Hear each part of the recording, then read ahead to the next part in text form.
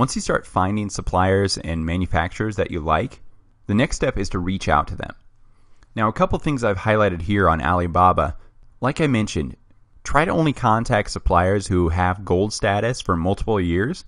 Next, it's nice to see that they have a response rate. When the response rate isn't posted, that's a sign that they're not very responsive. They're slow to reply to emails. They don't get back to you when you request quotes. So kind of the trifecta is a gold-rated company, a high response rate, and the option to chat now. Obviously, they're in China, so it's the 12, 13-hour difference. But in the evenings and mornings, you can jump on and you can actually chat with them and really communicate a lot faster, especially if they don't understand what customization you're looking for. That is one tough thing about working with these suppliers, is the communication barrier. So really spell it out. Give them photos with arrows and examples of what exactly you want customized. Sometimes our words don't always get across. So go back and forth with photos, different mock-ups, and like I said, that chat back and forth to really explain yourself can really help. My number one rule is to contact at least 10 suppliers, and all of them have to have that gold supplier status. So the benefit of this is you get to compare who's giving you the best price. Next, you get to see the supplier that has the quickest response rate. You don't want somebody who takes a week to get back to you. Imagine if your shipment goes missing or if you need to make another order quickly in the future. How terrible is that if your manufacturer is very slow to respond? You want somebody who's quick, friendly, and helps you with any issues going forward.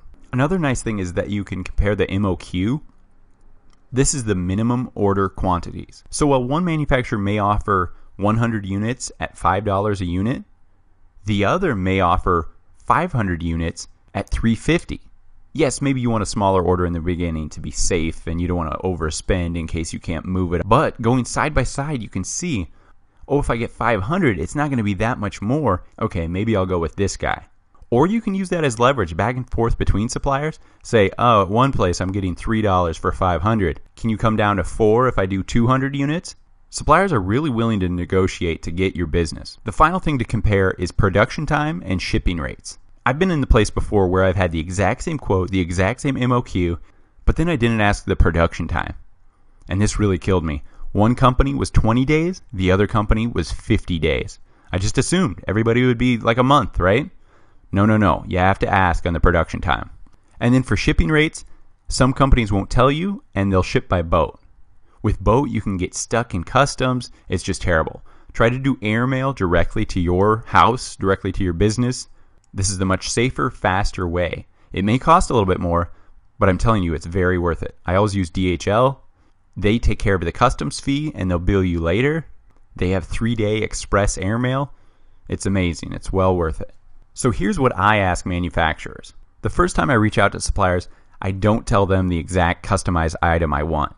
I want to get their exact base price for the product and then see how they adjust or inflate the price for my customization. So always get the basic first. So here's an example email I send. Hello, I'm requesting a quote for your blank products. So right here you should provide the product number if they listed it on their site or an image of it from their site. Please include your MOQ and airmail shipping rate to airport code. Mine is LAX, Los Angeles, and mailing zip, enter your zip code. From my experience, they ask for that airport code quite often. They don't just want your zip code. They want to see what the main airport is it'll fly into. So give them both. So continuing on, also, what is your total production days needed for this order? I look forward to working with you. So what did we ask?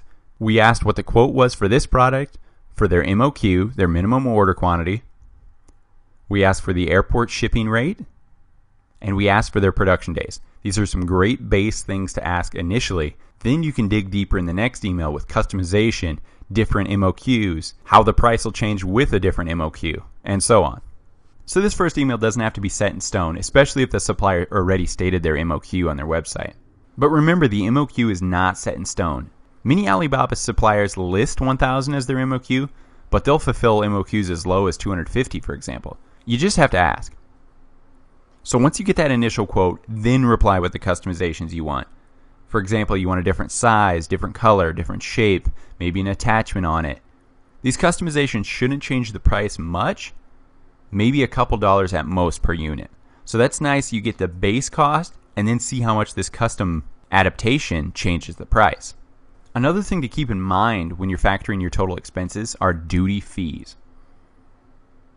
So unfortunately, a lot of people get nipped in the bud on this. They think they're going to have a great profit, but then didn't realize that import duty fees existed. So import duty fees vary from product to product. So you're going to want to ask your manufacturer what your import code is for your specific product. Then you can go to the website Duty Calculator, and inputting the cost of your items and what product code it is, they'll tell you what an estimate of your import duty fee will be.